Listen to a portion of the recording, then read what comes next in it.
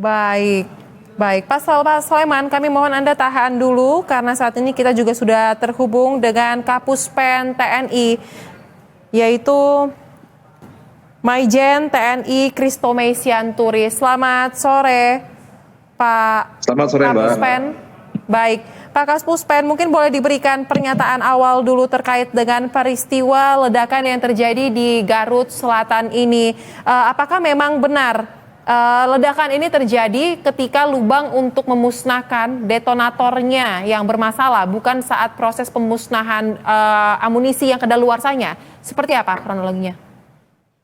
Baik, terima kasih Mbak. Tentunya dalam kesempatan ini kami juga menyampaikan rasa duka cita yang mendalam, rasa turut belasungkawa atas gugurnya 4 orang prajurit TNI AD dari Bapak Panglima TNI dan Pesat Staf Penjagaan Mabes TNI, termasuk juga rasa duka cita yang mendalam kepada 9 warga sipil yang turut menjadi korban dalam di lokasi peledakan ini.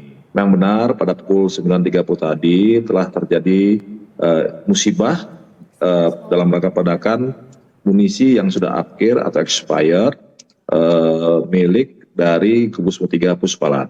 Dan kemudian ada 4 prajurit TNI AD yang gugur, yaitu Kolonel CPL Antonius Hermawan ST MM sebagai Kepala Gudang Munisi 3 Puspalat. Kemudian ada Kasimin Gutbakum Kubus 3 Puspalat Mayor CPL Andaro Handa, Kopda Eri Priambodo, anggota Kupus 3 Puspalat, dan Pratu April Seriawan, anggota Kupus 3 Puspalat. Serta ada 9 warga sipil yang juga turut menjadi korban, yaitu Saudara Agus bin Kasmin, Saudara Ipan bin Obur, Saudara Anwar bin Inon, Saudara Yus bin Inon, Saudara Yus Rizal bin Saipullah, Saudara Toto, Saudara Dadang, Saudara Rustiawan, dan Saudara Endang.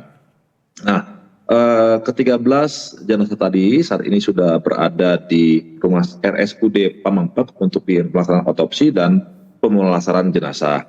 Kemudian anggota yang ada di lapangan saat ini sudah mensterilisasi wilayah sehingga tidak ada lagi prajurit TNI yang berusaha mendekat ke lokasi kejadian ataupun ada masyarakat yang menuju ke tempat lokasi peledakan tadi sampai betul-betul tempat itu dijadikan steril. Dan tempat itu sendiri memang sudah biasa digunakan dalam rangka pemusnahan amunisi, bukan lahan milik BKSDA Kabupaten Garut. Nah, nanti tim investigasi akan bekerja untuk meneliti atau mengecek lebih lanjut apakah SOP atau Standard Operating Procedure maupun prosedur tetap dalam rangka pemusnahan amunisi ini sudah betul-betul dikerjakan atau dilaksanakan, sehingga kita perlu mengevaluasi protokol tadi. Kenapa sih bisa terjadi seperti ini sehingga tidak terjadi lagi di kemudian hari hal-hal serupa dan menimbulkan korban yang sia-sia. Demikian kira-kira Mbak.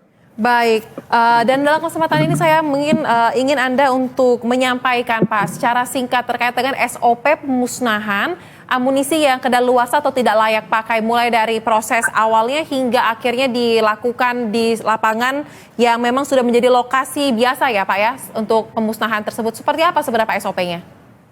Jadi begini Mbak, yang perlu diketahui bahwa yang dimusnahkan ini adalah munisi yang sudah kadaluarsa, akhir ataupun expired. Jadi setiap munisi itu punya masa pakai. Oke, ini munisi A buatan tahun atau lot tahun sekian ya, dengan masa pakainya adalah sekian tahun, gitu ya. Nah, selama itu tidak digunakan, gitu ya, dan melebihi masa waktu kadaluarsanya, maka munisi itu harus dikembalikan ke gudang dan akan dimusnahkan. Karena kalau tidak dimusnahkan, nanti akan membahayakan. Bahwa munisi itu kan bekerja sudah tidak normal karena dia sudah kadaluarsa, gitu ya. Apapun bisa terjadi untuk munisi yang tidak normal tadi. Misalnya nih, kalau dalam teorinya dia bisa tahan dalam suhu sekian derajat Celcius, gitu ya, itu munisi normal. Tapi karena dia tidak normal, maka dengan suhu sekian dia pun sudah bisa meledak. Oke, munisi ini dengan goncangan sekian dia tidak akan meledak. Tetapi karena munisi itu sudah tidak normal, dia bekerjanya maka di goncangan sedikit dia bisa meledak. Nah, hal-hal itu tadi yang nanti akan diselidiki oleh tim investigasi ke depan, sehingga nanti sebagai bahan evaluasi kita bahwa protap ini perlu ada penyesuaian kah, gitu. Kan yang harus kita lihat sih, sampai seorang kepala gudangnya Kolonel CPL Antonius Hermawan juga gugur dalam pelaksanaan tugas ini, sehingga kan kita perlu evaluasi bersama kenapa bisa terjadi ini. Dan tentunya yang lebih memahami secara teknis, lebih memahami secara teknis adalah orang-orang dari Puspalat, Pusat Peralatan Angkatan Darat. Nah, saya sebagai orang first infantry saja tidak menguasai detail tentang itu. Nah, mereka lah yang nanti akan menjelaskan bahwa prosedur tetapnya apa, kenapa tidak dikerjakan misalnya, sehingga terjadi ini, sehingga harusnya begini. Nah, nanti itulah yang akan jadi bahan evaluasi ke depan, bahwa kita harus memperbarui protap misalnya, atau ada kesalahan di sini. Nah, itu nanti akan disampaikan setelah tim investigasi itu bekerja. Kira-kira gitu Mbak yang bisa kami jelaskan. Baik, berarti memang amunisi yang kedaluarsa ini harus dimusnahkan karena semakin sensitif ya Pak ya, ketika sudah lewat masa pakainya atau masa waktu yang Anda terangkan tadi. Nah, kemudian saya ingin tanya terkait dengan teknisnya. Tadi Kadis Penat bilang dimasukkan ke dalam sumur untuk dimusnahkan. Apakah ini memang merupakan teknis yang paling lazim dan paling aman sejauh ini Pak? Ataukah ada metode lain? Ya, sementara ini kan metodenya seperti itu. Makanya itu nanti yang akan diinvestigasi oleh tim teknis ya, Mbak, tentang dia harus diletakkan dalam sumur kedalaman sekian gitu ya. Oh, ternyata kurang dalam. Nah, berarti harus lebih dalam lagi karena kemampuan masing-masing munisi tadi berbeda-beda. Ada munisi kaliber kecil yang digunakan. Kaliber kecil itu misalnya kaliber 7,62, 5,56 mm, 9 mm. Ada juga munisi kaliber besar, contohnya munisi mortir gitu ya. Nah, itu yang mempunyai daya ledak yang lebih luas dari munisi yang kecil tadi. Nah, sehingga kan dia harus mempertimbangkan juga dengan jumlah munisi yang tidak normal tadi sekian banyak, ditaruh di satu tempat, apakah daya ledaknya berapa atau radius berapa meter daya ledaknya. Nah, itu kan nanti harus selidiki oleh tim Puspala tadi yang memang mempunyai keahlian di bidang itu, sehingga kita bisa memperbaiki protap atau SOP di kemudian hari. Kita kira-kira Mbak. Baik, kemudian terkait dengan korban Pak, mungkin bisa disampaikan kan sejauh ini korban tewas yang datanya sudah ada dirilis. Apakah ada korban luka-luka juga Pak dan di mana posisinya jika memang ada? Nah, sampai saat ini kami belum menerima informasi apakah ada korban luka-luka. Yang kami terima adalah baru korban yang meninggal dunia. Nanti kita akan cek lebih lanjut ke wilayah apakah ada yang luka ringan, apakah ada yang luka berat gitu ya. Nanti kita akan sampaikan lebih lanjut. Hari ini kita masih berfokus pada data yang kita terima adalah data yang meninggal dunia. Demikian.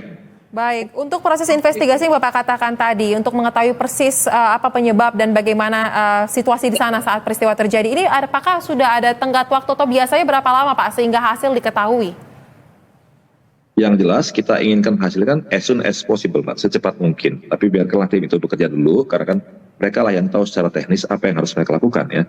Kita hanya memberikan, pimpinan hanya memberikan kira-kira petunjuk perencanaannya bagaimana. Nah, secara teknis mereka lah orang-orang tim peralatan tadi lah yang tahu apa yang harus dikerjakan, sehingga harapan kita segera mereka bisa melaporkan kepada pimpinan dan kita bisa sampaikan ke publik apa yang terjadi. Demikian, Pak.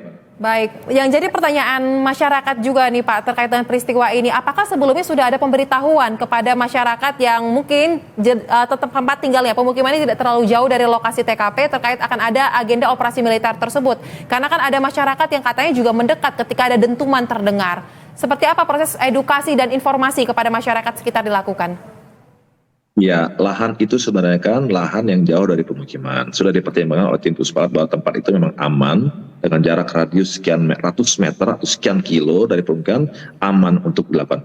Tapi kembali lagi seperti yang kita sampaikan tadi bahwa munisi itu logam-logam yang untuk munisi itu mempunyai nilai jual. Nah, tentunya masyarakat pengen untuk memiliki itulah yang sering terjadi, Mbak. Nah, makanya nanti kan perlunya juga pembelajaran. Ini nggak hanya sekali yang terjadi, sering kejadian-kejadian seperti itu gitu. Ketemu granat, dikira diketok-ketok ternyata meledak. Nah, itu yang edukasi ini yang perlu kita sampaikan kepada publik, kepada masyarakat sehingga tidak terjadi lagi di kemudian hari.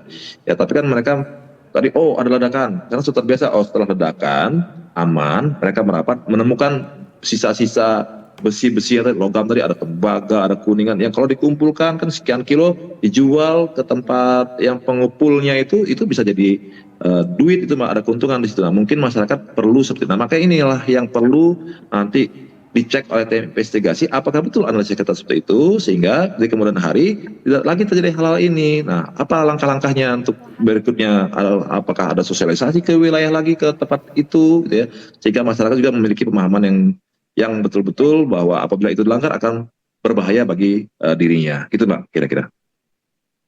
Terakhir Bapak, mungkin mewakili Kapuspen TNI atau Matra TNI, bisa disampaikan sekali lagi himbauan kepada masyarakat untuk dapat menyikapi terkait dengan informasi ini dengan tenang dan memastikan bahwa pihak yang berwajib akan bekerja secara profesional. Silakan Pak Kristome. Ya, dari TNI kami mohon maaf atas kejadian ini yang sehingga menimbulkan korban baik dari prajurit TNI maupun dari marga sipil. Dan harapannya ke depan agar juga masyarakat mematuhi prosedur-prosedur atau yang hal-hal yang sudah disampaikan oleh petugas di lapangan sehingga tidak lagi terjadi hal-hal yang tidak diinginkan. Sekali lagi demikian, itu Mbak yang bisa kami sampaikan. Terima kasih. Baik, terima kasih Bapak Kristome Sianturi selaku Kapuspen TNI telah memberikan informasi kepada kami di Breaking News Berita 1. Salam sehat, selamat kembali beraktivitas. Terima kasih, Mbak. Baik.